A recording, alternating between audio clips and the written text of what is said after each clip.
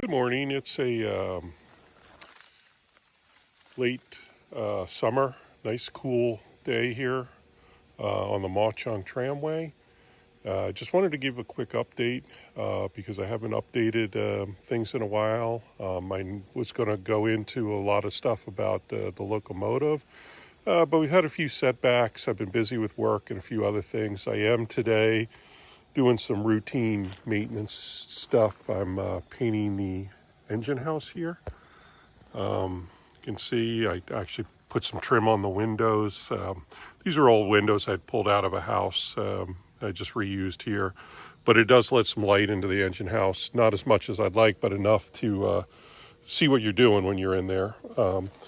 So what happened is I've had some issues with the locomotive. I think I alluded to some before, but I had some stability issues with it and some derailment issues.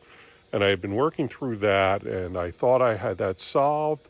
And then what happened was of course, it ran great, ran about 100 times back and forth around the curves, fast, slow, everything. No issues at all. Looks like I solved it. I'm going to get in briefly into what I did to resolve that. But then what happened is I picked up the camera and I was going to film a video from the locomotive of it working great. And of course, it freaking derails. So, that's kind of like model railroading. If any of you are model railroaders, you run your model railroad when you're in your basement alone. And the train goes around the tracks, 1,000 times, no problem, not a single derailment. And as soon as you bring somebody down to show it to them, the train starts derailing. You have all kinds of electrical problems, and it's like some kind of curse, I guess, that happens to people in model trains and so forth. But anyway, the problem here is that it's not so much the derailment. I'm sure I can work through all that. But it's the stability of the locomotive has got me extremely concerned.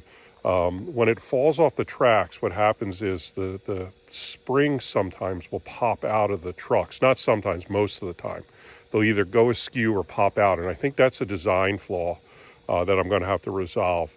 But what happens is because it's a side-sitting locomotive, it becomes kind of unstable. And it's a little top heavy, especially with me in it, and the seat's kind of high. And it starts tilting over, like kind of past the point of no return. And so your instinct is to actually like bail out of the locomotive at that point, but you're facing sideways. So you start bailing out sideways, and it actually just makes things worse because you're kind of pushing out of the locomotive, which makes it turn over faster. And this is the third time the locomotive's actually turned over on me. And it was pretty bad. The locomotive actually got the body of it got damaged quite a bit.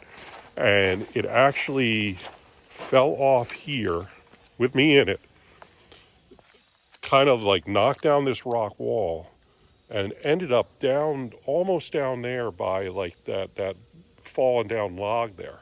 It literally slid down the hill. It was scary as hell. I got a few injuries. Nothing major, just cuts, bruises, scrapes.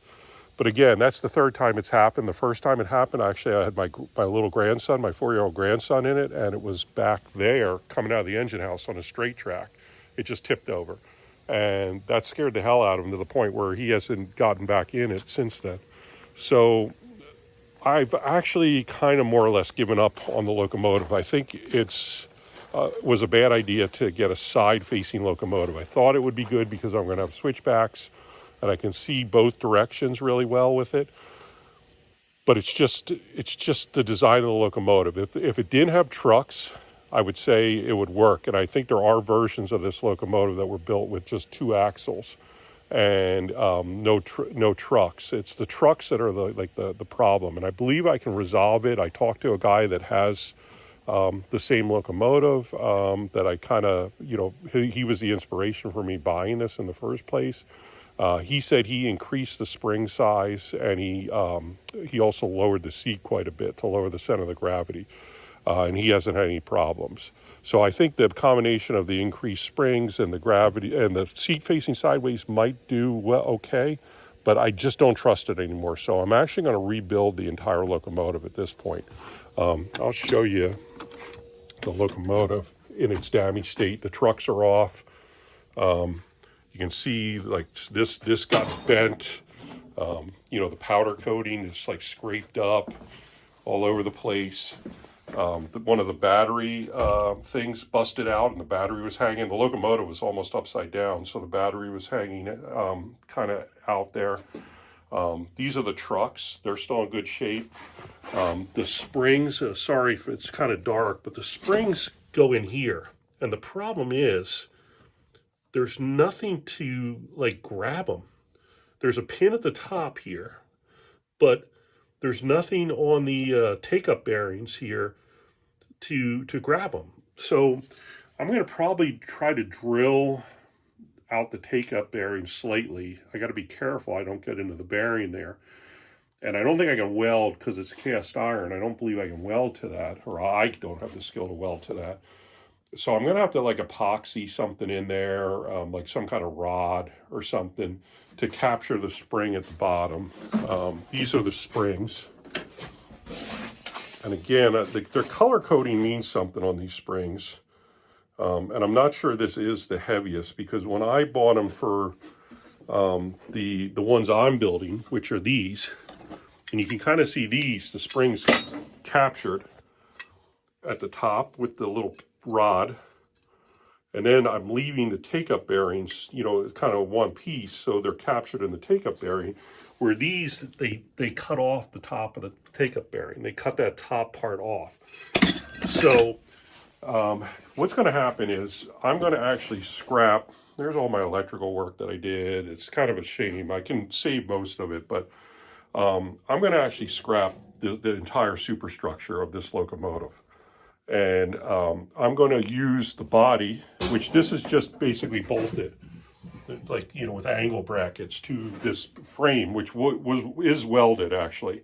And that did come assembled already.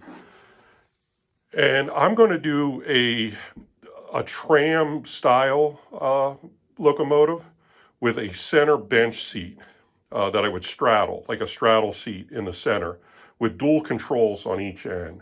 Because the straddle seat, I think, if I did start losing stability, it would be very easy just to stick my leg out one way or another. It would also be like a bicycle. It'd be easy to adjust it if you felt the stability was going one way or another by just shifting your body weight, which you don't when you're sitting in a seat like that and you're leaning against this side of the locomotive. You really don't have like a sense of that.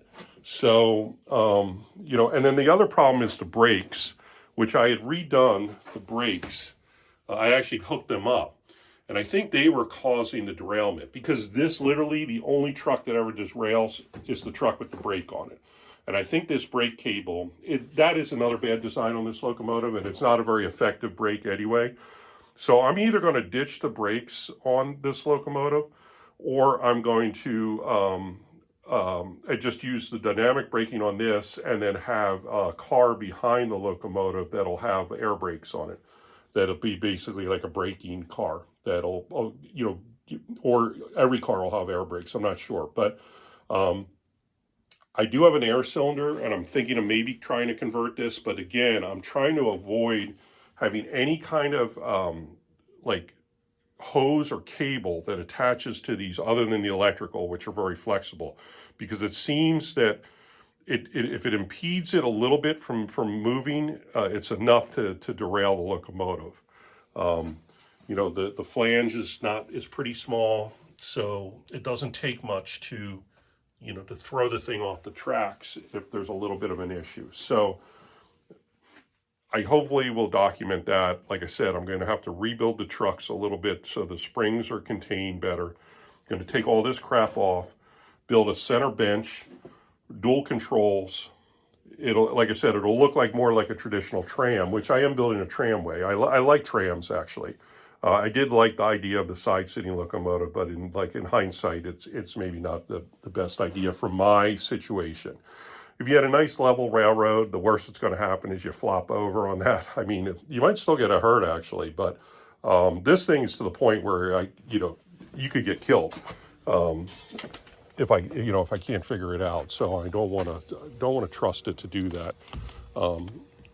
If you see back here, you know, the line's going to kind of go along this, and if it fell off here, you know, you'd end up down there, you'd break your neck or something. So we're not going to do that. We're going to rebuild it the right way.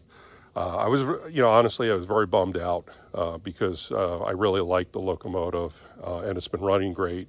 And I felt like I had finally figured everything out. But just to be safe, we're gonna, you know, do it right, rebuild the whole thing. I held up on building track, China, because of the warm weather, but I'm going to get back building track while I'm rebuilding the locomotive and hopefully get this running before we have snow on the line. Okay, then, thanks for watching, and stay tuned for updates. I'll be doing some other updates with woodworking, some stuff with my shop, and some model railroading stuff. We're getting ready for Fremo in another month, HO scale Fremo. So I'm going to be doing a lot of HO scale. We're not building any new modules for once, but we are working on improving the scenery on the modules we have, which we got into this module building craze and never really finished them 100%. So we're going back and going through the buildings, finishing them, and so forth and so on. All right, so stay tuned. Thanks for watching. Take care.